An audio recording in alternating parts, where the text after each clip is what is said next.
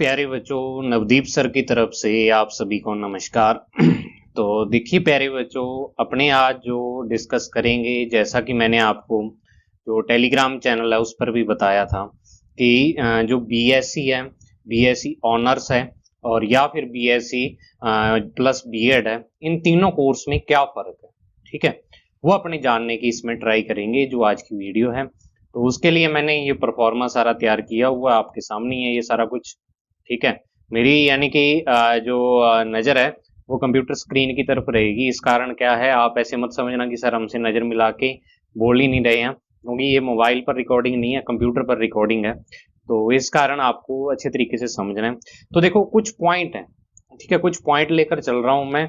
उन सब पॉइंट को लेके अपने डिस्कस करेंगे भी क्या कुछ है जो बीएससी, बीएससी बीएड और बीएससी ऑनर्स इन तीनों में फर्क होता है। तो सबसे पहला जो पॉइंट है वो है इसकी ड्यूरेशन का। ठीक है ना, पहला जो पॉइंट है मैं यहाँ पर लिखता हूँ, जो इसकी ड्यूरेशन है। ड्यूरेशन मतलब इसका टाइम पीरियड या इसकी जो अवधि है भी, जो टाइम है। तो देखो तीनों में ही अगर मैं यहाँ पर बात करूं, जो बीएससी आपका जनरल या पास कोर्स, कई जगह पे बीएससी को बीएससी जनरल या सामान्य अगर अपने बीएससी शब्द बोलते हैं तो वो बीएससी जो जनरल होती है वही है। और या बीएससी पास कोर्स भी कई जगह इसको बोला जाता है। ठीक है, फिर बीएससी ऑनर्स है और यहाँ पर बीएससी बीएड वाला आपके पास है। तो देखो बीएससी जो जनरल है इसकी जो ड्यूरेशन है ये 3 साल का है कोर्स। कितना है? 3 साल का। और ये भी बीएससी ऑनर्स कितनी है?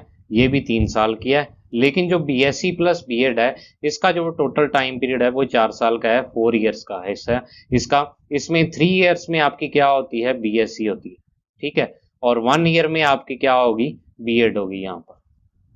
ठीक है, थोड़ी मेरी राइटिंग ऐसी इस पर हो रही है, तो आप वो टेंशन मत लेना कि सर लिख ऐसा कैसा रहे हैं। तो अब नेक्स्ट चीज जो आती है वो आपको पता लगे ड्यूरेशन इसकी ज्यादा क्यों है, क्योंकि इसमें 1 साल का बीएड एडिशनल डिग्री और आ जाती है। बीएससी 3 साल की होगी लेकिन एडिशनल डिग्री इसमें क्या आ जाएगी? बीएड आ जाएगी। अब उसके बाद दूसरी चीज जो इसमें आती है वो आते हैं इसके सब्जेक्ट। क्या है? इसके सब्जेक्ट या फिर जो इसके विषय हैं। तो देखो सब्जेक्ट में आपको अगर मैं बताऊं तो देखो जो बीएससी जनरल है इसमें आपके जो 12th के सब्जेक्ट हैं वही होते हैं। ठीक है, कि 12th में अगर आपके पास फिजिक्स, केमिस्ट्री, मैथ है, पीसीएम या फिर पीसीबी इसमें होंगे। ठीक है, बाकी आप क्या कर सकते हो, कई जगह जो क्या होता है कि अलग अलग यूनिवर्सिटी पर डिपेंड करता है, वो अलग अलग चॉइस देती है बच्चों को कि आप ये वाले सब्जेक्ट सेलेक्ट कर सकते हो।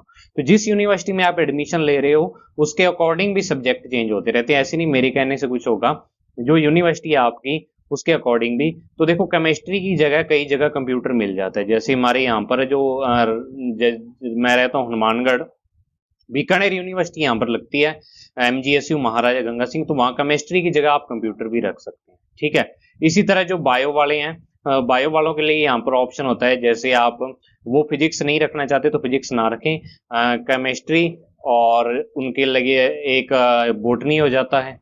ठीक है, और जूलॉजी हो जाता है, ये सब्जेक्ट भी कई जगह लगते हैं। ठीक है, या फिर बायो वालों को केमिस्ट्री और यहाँ पर वो बोटनी रख सकते हैं, और एक जो सब्जेक्ट होता है वो बायोटेक हो जाता है। ठीक है, बायोटेक्नोलॉजी हो जाता है, या फिर इसकी जगह एक सब्जेक्ट और आता है माइक्रोबायोलॉजी। ठीक है, माइक्रोबायोलॉजी। तो ये भी अपने सब्जेक्ट इसमें रख सकते हैं। बाकी जो मैथ वाले स्टूडेंट हैं, मैथ वाले स्टूडेंट में कई जगह स्टेटिस्टिक्स भी चलती है, स्टेटिस्टिक्स भी चलती है। तो वो यूनिवर्सिटी यूनिवर्सिटी पर डिपेंड करता है। अगर आप मान लो दिल्ली यूनिवर्सिटी जा रहे हो, वहां कुछ और सब्जेक्ट हो सकते हैं। अलग अलग कॉम्बिनेशन है हर एक यूनिवर्सिटी का, और जो सबसे कॉमन कॉम्बिनेशन है वो ये वाला ही है, पीसीएम और पीसीबी वाला। ठीक है, फिर बीएससी जो ऑनर्स होता है इसमें क्या होता है, ये एक तरह का स्पेशलाइजेशन कोर्स है। स्पेशलाइजेशन होता है इसमें, मतलब कि आप क्या कर सकते हो, एक सब्जेक्ट में अगर आप स्पेशलिस्ट बनना चाहो तो वो इसके थ्रू आप बन सकते हो। ठीक है, कि अगर इसमें आप क्या करना चाहो कि आपका इंटरेस्ट फिजिक्स में है, तो मैं तो यहाँ पर आपको बता रहा हूँ जो राजस्थान की सबसे फेमस यूनिवर्सिटी है, राजस्थान यूनिवर्सिटी के अकॉर्डिंग। ठीक है, राजस्थान यूनिवर्सिटी में क्या चलता है कि जो जैसे बीएससी ऑनर्स, सबसे एक चीज मेन इसकी मैं ये बता दूं कि बीएससी ऑनर्स हर जगह अवेलेबल नहीं होती है। छोटे कॉलेज होते हैं जो अपने शहरों में होते हैं उनमें बीएससी ऑनर्स नहीं होती। ज्यादातर बीएससी ऑनर्स का कोर्स कहां पर होता है, या तो यूनिवर्सिटी कैंपस में होता है या फिर बड़े कॉलेजों में होता है, ठीक है, या फिर जो बड़े प्राइवेट कॉलेज हैं या बड़ी यूनिवर्सिटी हैं प्राइवेट, उनमें भी बीएससी ऑनर्स का कोर्स होता है, ठीक है। जैसे मैं अब अगर मैं अपने इलाके की बात करूं, मैं हनुमानगढ़ का हूं, तो हनुमानगढ़ गंगानगर में कोई कॉलेज ऐसा नहीं है जो बीएससी ऑनर्स ऑफर करता हो, ठीक है। बीएससी ऑनर्स कोई ऑफर नहीं करता यहाँ पर जो कॉलेज है। तो इस कारण क्या है कि जो अगर मैं राजस्थान यूनिवर्सिटी की बात करूं, क्योंकि यहाँ पर मैं जानता हूं, तो यहाँ बीएससी जैसे अगर आप फिजिक्स में करते हो, ठीक है, फिजिक्स में यहाँ पर करते हो, तो यहाँ पर देखो क्या होता है बीएससी ऑनर्स में। देखो यहाँ पर आपके जो बीएससी जनरल है, इसमें आपके फिजिक्स के भी 3 पेपर होते हैं, केमिस्ट्री के भी 3 और मैथ के भी 3, 3 पेपर होते हैं हर एक के, ठीक है। 3 ही बुक्स आपको फिजिक्स की लगेंगी, 3 ही केमिस्ट्री की लगेंगी और 3 ही बुक्स यहाँ पर आपको बायो की लगेंगी, ठीक है ना बच्चों। तो अब फर्क क्या है यहाँ पर, जो आपका बीएससी ऑनर्स का कोर्स है, इसमें आपको टोटल 6 पेपर यानी 6 बुक्स फिजिक्स की होंगी, और इसके साथ आप ऑप्शनल में या तो आप केमिस्ट्री रख सकते हो या आप मैथ रख सकते हो। वो एक क्या होगा, इसका हेल्पर सब्जेक्ट होगा, और केमिस्ट्री और मैथ के इन दोनों में से कोई एक रख सकते हो, उसके 3 पेपर होंगे। मतलब पेपर यहां पर भी 6 + 3 9 होंगे, लेकिन यहां पर आपका एक जो मेजर सब्जेक्ट है, ठीक है, कौन सा, जो यहाँ पर फिजिक्स है आपका, ये यहाँ पर मेजर सब्जेक्ट होगा। अब इसका फायदा भी बताऊंगा आगे भी, इसका फायदा क्या है आपको बीएससी ऑनर्स अगर आप करना चाहो तो किस लिए करनी चाहिए आपको बीएससी ऑनर्स। और बीएससी प्लस बीएड, इसमें क्या है, जो ज्यादातर सब्जेक्ट आपके वो आपको पीसीएम और पीसीबी, या फिर आपको जो बायो वाले हैं उसको केमिस्ट्री, बॉटनी, जूलॉजी, ये वाला कॉम्बिनेशन मिल सकता है, ठीक है ना। लेकिन इसका थोड़ा सा लॉस ये होता है कि इसमें आपको अपनी चॉइस का कॉलेज नहीं मिलता है। जैसे मिल भी सकता है जिस कॉलेज में आप एडमिशन लेना चाहो, लेकिन अगर मान लो, क्योंकि इसमें जो एडमिशन होता है वो आपको पता है पीटीईटी के थ्रू होता है, ठीक है। तो पीटीईटी में आपको क्या करना पड़ता है, कॉलेज की चॉइस भरनी पड़ती है। वो चॉइस भरोगे, उस चॉइस के अकॉर्डिंग आपको क्या मिलेंगे, इसमें कॉलेज मिलेंगे। तो वो कॉलेज में जो आप मनचाहा सब्जेक्ट चाहते हो वो हो भी सकता है और नहीं भी हो सकता। तो अगर उस कॉलेज में वो सब्जेक्ट नहीं हुआ, कि मान लो उस कॉलेज में पीसीएम ही हुआ, आप केमिस्ट्री की जगह आप कहते हो कि मुझे तो कंप्यूटर रखना था, केमिस्ट्री की जगह क्या रखना था, कंप्यूटर रखना था, तो अगर उस कॉलेज में कंप्यूटर अवेलेबल नहीं है तो आपको केमिस्ट्री ही रखनी पड़ेगी, ठीक है ना बच्चों। ये यहाँ पर थोड़ा सा इसका क्या हो जाता है, लॉस हो जाता है। मतलब जो आप अपनी इच्छा के सब्जेक्ट हैं, वो इच्छा के सब्जेक्ट इसमें आपको मिल भी सकते हैं और नहीं भी मिल सकते, दोनों ही पॉसिबिलिटी है यहाँ पर, समझ आई बात। तो इस कारण थोड़ा सा इसका ये हो जाता है। बाकी इसके फायदे, हर एक के फायदे नुकसान अपने देखेंगे। तो दूसरी सब्जेक्ट की बात होगी भी, ये वाला जो है जो बीएससी ऑनर्स है, या आप किसी सब्जेक्ट में अगर आप स्पेशल कुछ बनना चाहते हो, मान लो आप फिजिक्स के टीचर बनना चाहते हो, तो बीएससी ऑनर्स आप कर सकते हो। फिर तीसरी चीज आ जाती है इसकी, अगर मैं तीसरे पॉइंट की बात करूं, तो तीसरा पॉइंट इसका आ जाता है इनकी फीस, ठीक है। फीस, जो कि काफी यानी कि फैक्टर होता है बच्चों के लिए, कि कई बच्चे सोचते हैं कि फीस कितनी हो या और है, कईयों की फाइनेंशियल कंडीशन, तो उस फीस के अकॉर्डिंग वो अपने को देखना पड़ता है, ठीक है। तो अगर मैं फीस की बात यहाँ पर करता हूँ, तो जो आपकी ये बीएससी सिंपल वाला खाना है, ये ऑनर्स वाला, और ये बीएससी बीएड वाला, आप याद रखना। तो फीस जो बीएससी सिंपल कोर्स की होती है, वो अप्रोक्सीमेट अगर मैं बात करूँ यहाँ पर 15,000 रुपए के आसपास होती है, 15,000 से लेके और 20,000 रुपए के बीच बीच आपकी फीस होगी, ठीक है, ये होती है जनरली।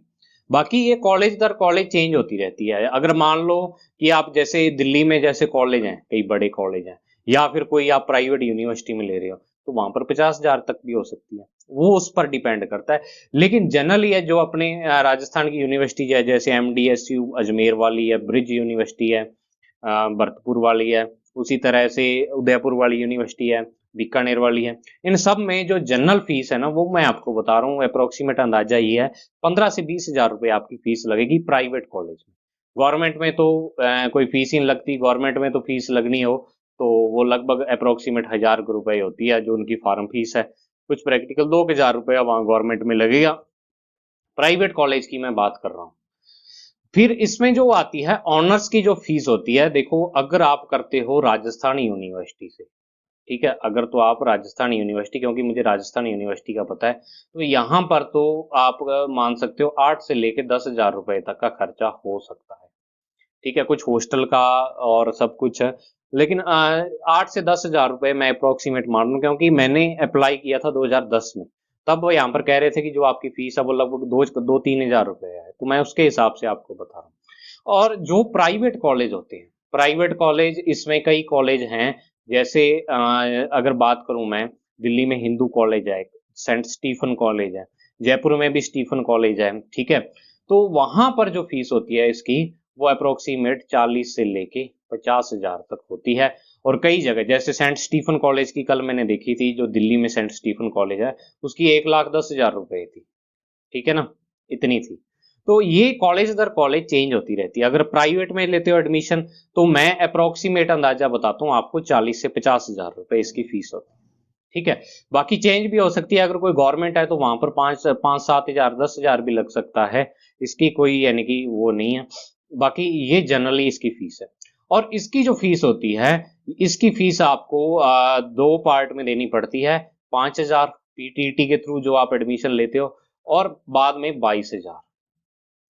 ठीक है, 5,000 रुपए का आपको स्टार्टिंग में, जब आप काउंसलिंग का फॉर्म भरोगे, इसमें काउंसलिंग फॉर्म आता है जिसमें आपको कॉलेज की चॉइस भरनी होती है, तो वो चॉइस वाला जब आप फॉर्म भरोगे तो उसमें 5,000 रुपया फीस लगती है, और उसके अलावा 22,000 रुपया आपको जब कॉलेज में एडमिशन लेना होगा तब चाहिए।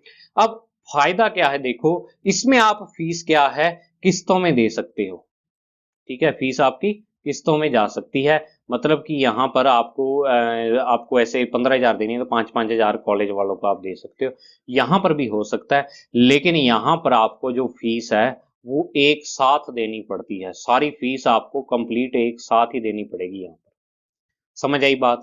तो एक साथ फीस इसमें देनी पड़ती है, ये थोड़ा सा इसमें हो जाता है। तो अगर आप इन दोनों में कंपैरिजन करते हो, बीएससी सिंपल और बीएससी प्लस बीएड, तो अगर कोई बच्चा फाइनेंशियली है, थोड़ी उसको प्रॉब्लम है, तो वो ओनली बीएससी भी कर सकता है। ठीक है, क्योंकि इसमें 27,000 रुपये एक साथ साल के स्टार्टिंग में आपको चाहिए। लेकिन यहाँ पर आप जो जिसके माता पिता मान लो एक बार एक साथ ही एक इतना पैसा नहीं लगा सकते, नई ऑप्शन है, तो आप ये वाली बीएससी भी कर सकते हो। ठीक है, फिर उसके बाद फोर्थ नंबर पर जो आता है, फीस वाली बात होगी। फोर्थ नंबर पर आता है, वो आता है इसका एडमिशन। ठीक है ना, इसका एडमिशन।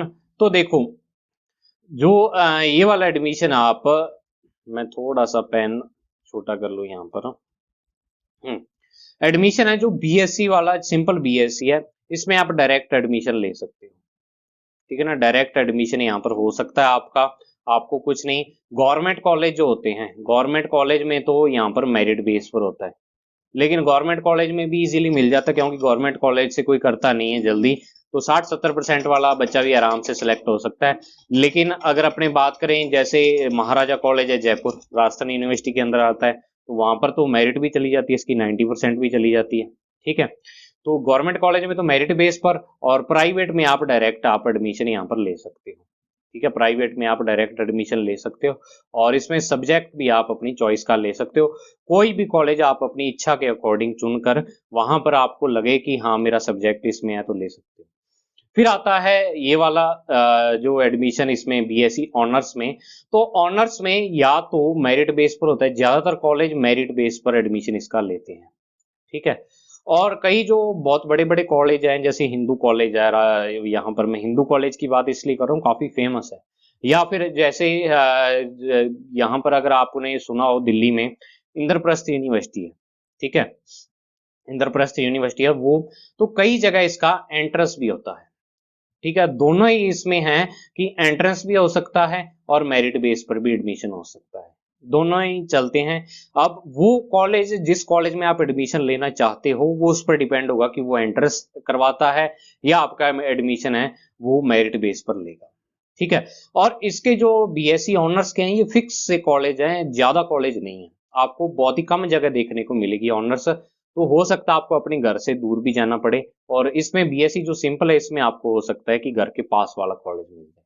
और इसमें है, इसमें आपका पीटीईटी का पेपर आपको देना पड़ता है। पीटीईटी का पेपर दे के फिर पीटीईटी के पेपर की क्या बनती है, मेरिट बनती है और मेरिट बन के फिर आपको क्या है, काउंसलिंग करवाई जाती है आपकी, जिसमें आपको क्या करना होता है, कॉलेज की चॉइस भरनी पड़ती है।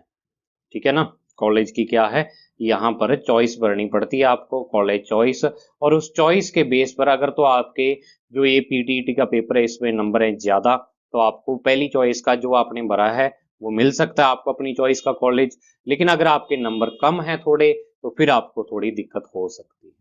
ठीक है, तो मेरिट बेस पर इसका एडमिशन होता है। और उसके बाद जो पॉइंट आता है, जो मैंने है पांचवा पॉइंट इसका, वो देखो, पांचवें पॉइंट में अपने बात करते हैं कि बेनिफिट।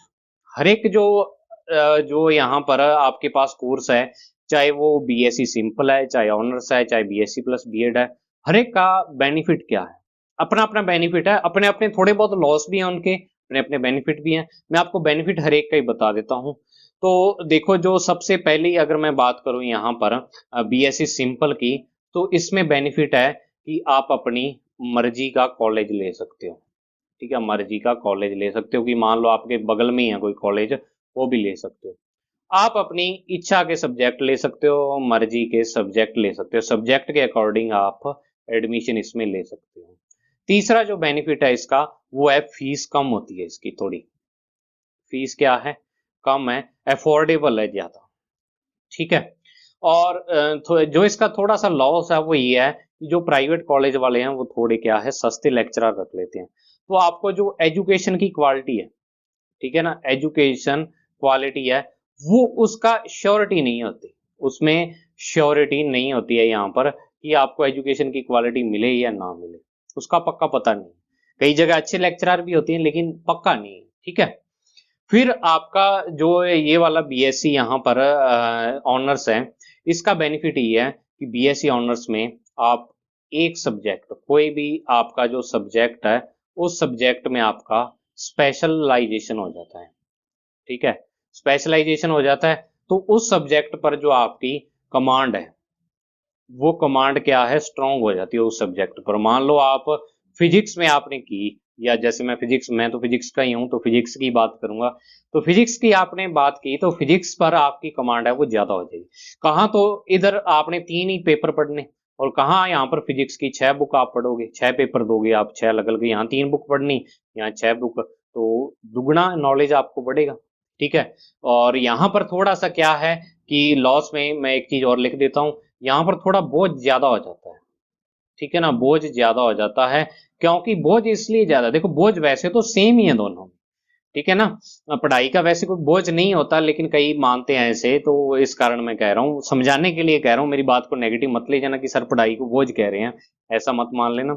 देखो बात क्या है कि यहाँ पर आपके पास 2 सब्जेक्ट होते हैं, फिजिक्स, या तो आपको फिजिक्स पढ़नी होती है, मेन तो फिजिक्स पढ़नी होती है, साथ में मान लो आपके पास मैथ है। ठीक है, या कोई भी और सब्जेक्ट है, जैसे आप बायो के हो तो यहाँ पर बॉटनी आ जाएगा। ठीक है, साथ में केमिस्ट्री। तो यहाँ इस सब्जेक्ट का भी बर्डन जो होता है, जो बोझ होता है इसका, वो थोड़ा सा कम होता है। आपको ज्यादा जो अपना सब्जेक्ट है उस पर कमांड बनती है। लेकिन यहाँ पर आपको फिजिक्स, मान लो फिजिक्स, केमिस्ट्री और मैथमेटिक्स की बात करूं, तो वो आपको यहाँ पर बिल्कुल एक जैसे पढ़ने पड़ेंगे। ऐसे नहीं भी आप फिजिक्स ज्यादा पढ़ोगे और मैथ को कम कर दोगे, तो आपके जो नंबर हैं वो इन तीनों सब्जेक्ट से इक्वली बनेंगे। ठीक है, तो तीनों सब्जेक्ट आपको इक्वली यहाँ पर पढ़ने पड़ेंगे। फिर यहाँ पर बात करता हूँ बीएससी बीएड की। तो बीएससी बीएड में आप क्या है कि आपकी इच्छा का कॉलेज मिल भी सकता है, मिल भी सकता है और नहीं भी मिल सकता, एक तो ये बात होगी। ठीक है। दूसरा आपका जो आपके सब्जेक्ट हैं, जो यहाँ पर बात लिखी है कि आपके सब्जेक्ट मिल भी सकते हैं और सब्जेक्ट नहीं भी मिल सकते, ये दोनों ही चीजें हो सकती है। ठीक है। तीसरी चीज यहाँ पर ये है, इसका बेनिफिट ये है कि इसमें अगर आप बीएससी सिंपल के साथ बीएड करते हो, यहाँ पर आप बीएससी और उसके बाद क्या करते हो, बीएड करते हो, तो यहाँ पर आपको लगेंगे 5 साल। ठीक है, यहां पर भी आपको कितने लगेंगे, 5 साल लगेंगे। लेकिन यहाँ फायदा ये है कि आपका 1 साल बचता है, आपके यहाँ पर 4 साल लगेंगे। 4 इयर्स में ये वाला जो कोर्स है आपका कंप्लीट हो जाएगा। 4 इयर्स में आपको 2 डिग्री मिल जाएंगी, एक बीएससी की और एक बीएड की। ठीक है। और ये वाला जो कोर्स है, और इसमें आपको क्या है, थोड़ा सा मैंने वो फीस वाला तो बता ही दिया कि आपको फीस क्या है एक साथ जमा करवानी पड़ती है। तो थोड़ा सा कई बच्चों को ये हो सकता है कि थोड़ा लगे उन्हें कि इसमें थोड़ी दिक्कत है, क्योंकि कईयों की फाइनेंशियली कंडीशन इतनी अच्छी नहीं होती है, तो इस कारण हो सकता है। ठीक है। अब उसके बाद जो पॉइंट आता है, लास्ट पॉइंट आता है, इसमें मैं बात करूं लास्ट पॉइंट की, तो यहां पर सिक्स्थ पॉइंट आता है इसका, जो सबसे मेन पॉइंट है, स्कोप। ठीक है। इसका स्कोप क्या है, मतलब जॉब वगैरह या और कुछ। तो देखो, जो सामान्य आप बीएससी करते हो, अगर मैं यहां से एक पेन चेंज कर लूं एक बार। हाँ, जो सामान्य आप बीएससी करते हो, ठीक है, इस बीएससी के बाद आपकी इच्छा है बीएड करो चाहे एमएससी करो, तो इन दोनों का जो स्कोप है, ठीक है, जो ये वाला सिंपल बीएससी और बीएससी प्लस बीएड, इन दोनों का स्कोप क्या है, सेम ही है, लगभग सेम ही है। ठीक है। लेकिन इसमें आपको थोड़ा सा ऑप्शन ये है कि अगर आप ओनली आगे अपने फील्ड में जाना चाहते हो, मान लो कई बच्चे सोचते हैं कि मैं एमएससी करूंगा अपने सब्जेक्ट में, जैसे मान लो मैं कहता हूँ कि एमएससी फिजिक्स में करके उसके बाद क्या होता है, नेट का पेपर होता है, मतलब मैं फिजिक्स में कॉलेज लेक्चरर या कोई बड़ा रिसर्चर बनना चाहूँ, तो वो आप इसमें डायरेक्ट बन सकते हो। बीएड यहाँ पर क्या हो सकती है, स्किप हो सकती है। ठीक है, बीएड स्किप हो सकती है। तो जो अगर मेन पॉइंट की बात करूं, तो आप यहाँ पर टीचर भी बन सकते हो। ठीक है, टीचर बन सकते हो। फिर दूसरे नंबर पर आप रिसर्चर भी बन सकते हो। ठीक है। और तीसरे नंबर पर अगर आप लेक्चरर बनना चाहो तो लेक्चरर भी इसमें बन सकते हो। बाकी राजस्थान में जितने भी जॉब के फॉर्म आते हैं, चाहे वो हो ग्राम सेवक हो, ठीक है, चाहे क्या हो, पटवारी हो, जो मेन मेन भर्तियां बताता हूँ, रीट की भर्ती आती है, आरएएस की भर्ती आती है, आईएएस जैसे जो इंडिया लेवल का पेपर है, या अदर कोई भी, मान लो आपके पास जैसे एलडीसी की वैकेंसी आ गई, एसएससी की वैकेंसी होगी, बैंक की वैकेंसीज होगी। ठीक है। इन सब के लिए आप क्या होगे, एलिजिबल होगे। इन सब के लिए आप क्या होगे, एलिजिबल होगे। आपको किसी में यानी कि कोई दिक्कत नहीं आएगी। और दूसरा बेनिफिट इसका थोड़ा ये होता है कि इसमें आप साथ साथ तैयारी कर सकते हो। ठीक है, साथ साथ जो पेपर हैं ऊपर वाले, इनकी तैयारी साथ साथ में जारी रख सकते हो। क्योंकि थोड़ा सा इसका बीएससी जो ये है, इसमें यानी कि आप साथ जीके अगर करना चाहो, वो साथ में बीएससी चलती रहेगी, दोनों कुछ कर सकते हो। ठीक है। अब बात आती है उसके बाद बीएससी ऑनर्स की। अब इसमें भी बिल्कुल सेम चीज है। इसमें क्या है, सबसे पहले कि आप डायरेक्ट यहां पर आपको बीएससी के बाद बीएड करनी पड़ेगी, फिर आप टीचर बन सकते हो। यहां पर आपको बीएड जो करनी पड़ेगी वो 2 इयर्स वाली करनी पड़ेगी। ठीक है ना, 2 इयर्स वाली यहाँ पर आपको करनी पड़ेगी, जो यहाँ पर होगी बीएड। लेकिन यहाँ पर आप क्या कर सकते हो कि डायरेक्ट ये वाली डिग्री करने के बाद टीचर का कोई भी एग्जाम दे सकते हो। टीचर जैसे राजस्थान में जो सेकंड ग्रेड की वैकेंसी आती है, या रीड की वैकेंसी आती है, या फिर जो सारे बीएससी वाले, ये वाले जितने भी हैं, ठीक है ना, ये वाले जितने भी है, अगर मैं बात करूं यहाँ पर, चाहे रिसर्चर है, चाहे लेक्चरर है, ग्राम सेवक, पटवारी, रीट, सारा सेम जो बीएससी वाला है, वो सारा कुछ आप यहाँ पर बन सकते हो। ठीक है। थोड़ा सा बेनिफिट इसका ये है भी, आप 4 साल में एलिजिबल हो जाते हो। कि मान लो यहाँ वाला बंदा जो स्टार्ट की उसने, जैसे अब की बात करता हूँ मैं, ठीक है, अब की बात करता हूँ, तो जैसे इस साल 2021 में रीट की वैकेंसी आई हुई है, 2021 में रीट आई हुई है।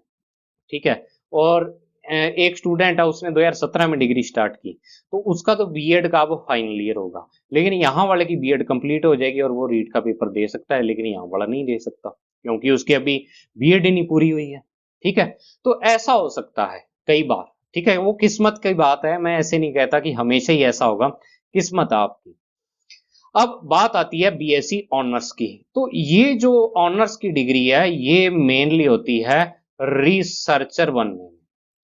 ठीक है, कि अगर आपको साइंटिस्ट बनना, अगर मैं सीधी सी बात करूं कि वैज्ञानिक बनना है आपको, साइंटिस्ट बनना उसके लिए है, क्योंकि इसमें आप स्पेशलाइजेशन बीएससी हो जाती है। बीएससी के बाद आप क्या कर सकते हैं कि बहुत सारी यूनिवर्सिटी के, कोई भी अगर बहुत सारी यूनिवर्सिटी हैं, बढ़िया बढ़िया यूनिवर्सिटी, जिनके क्या होते हैं, एंट्रेंस होते हैं, और वो एंट्रेंस किसके लिए होते हैं, या तो ओनली एमएससी के लिए होते हैं, या फिर कई यूनिवर्सिटी का एमएससी प्लस पीएचडी के लिए इंटीग्रेटेड कोर्स होता है। ठीक है, इनके लिए एंट्रेंस एग्जाम होता है। तो यहाँ पर क्या है कि बंदे की जो स्पेशलाइजेशन है वो एक सब्जेक्ट में होती है, तो ये वाले एग्जाम वो इजीली क्रैक कर सकता है, आराम से पास हो सकता है, एमएससी का एंट्रेंस हो चाहे एमएससी प्लस पीएचडी का।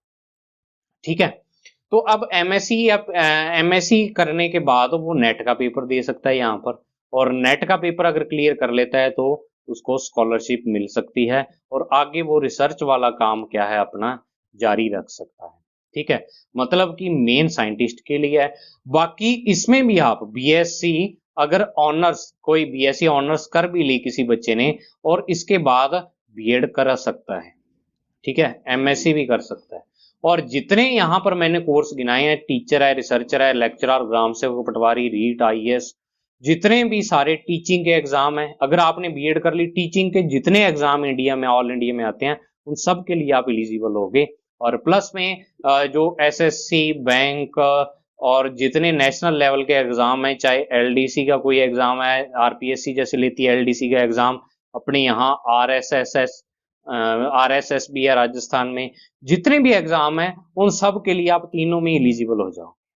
ठीक है ना, तो ये सारी चीजें हैं। इसमें तो थोड़ा सही है कि आपको थोड़ा जो बच्चा स्पेशल बीएससी करना चाहता है, अपनी इच्छा के कॉलेज में अपनी इच्छा के सब्जेक्ट रख के पढ़ना चाहता है, वो उसके लिए बीएससी ठीक है।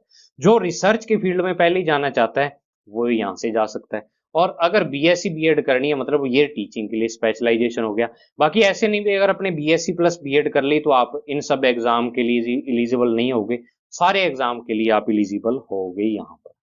समझ आई बात?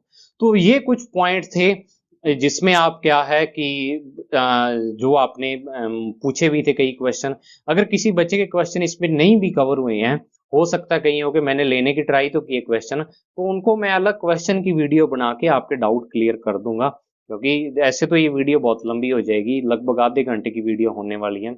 तो मुझे उम्मीद है आपको अच्छे तरीके से समझ आ गया होगा। तो मैं सारों का सार निकाल के ये कह सकता हूँ यहाँ पर, यहाँ मैं अलग कलर में लिख देता हूँ, अगर मैं सारे एग्जाम का सार निकालूं तो यहाँ पर मैं बोल सकता हूँ कि जो कॉमन एग्जाम जितने भी हैं, ठीक है, चाहे आप एसएससी सीएचएसएल का पेपर होता है, सीजीएल का पेपर होता है, बैंक के जैसे पेपर होते हैं, पीओ है, क्लर्क है, ठीक है, और आरएएस का पेपर है जैसे राजस्थान में, आईएएस का पेपर होता है, और उसके बाद जैसे मान लो टीचिंग के जितने पेपर हैं, टीचिंग के पेपर के लिए आप एलिजिबल तभी हो गए जब आपने क्या कर रखी हो, बीएड कर रखी हो, टीचिंग के पेपर हैं। बाकी ऑल इंडिया लेवल में जितने भी क्लर्क लेवल के पेपर हैं उन सब के लिए आप एलिजिबल हो। राजस्थान में जैसे विद्युत विभाग में, जो विद्युत विभाग की वैकेंसी है, ठीक है, इसमें आप एलिजिबल होगे। और बाकी जो और भी कोई पेपर हैं जहां पर क्लर्क लेवल की कोई पोस्ट आती है या और, वहां पर आप इसके लिए आराम से एलिजिबल हो सकते हो। ठीक है ना, ये मेन मेन पेपर हैं जिनके लिए आप सभी के लिए, चाहे आप कोई भी बीएससी कर लो, बीएससी कोई भी कर लो, सिंपल कर लो, ऑनर्स कर लो, या बीएससी प्लस बीएड कर लो, सब के लिए, सब में आप क्या है, ये जो कॉमन पेपर है इन सब में आप एलिजिबल होगे। ठीक है, तो मुझे उम्मीद है आपको आज की वीडियो ये पसंद आई होगी और इंफॉर्मेटिव वीडियो आपके लिए रही होगी। कमेंट सेक्शन में आप मुझे बता सकते हो कोई और आपके क्वेश्चन हो तो। अपनी तरफ से मैंने पूरी ट्राई की आपको अच्छे तरीके से समझाने की, और अगर आप चाहो मुझे बता देना कि इसका पीडीएफ अगर आपको चाहिए, जो ये मैंने आज सारा कुछ करवाया है, तो इसका पीडीएफ आपको मिल सकता है। मैं यहाँ पर जो टेलीग्राम चैनल है उस पर ये सारा पीडीएफ डाल दूंगा, अगर आपको समझ में आ जाएगा। ठीक है, तो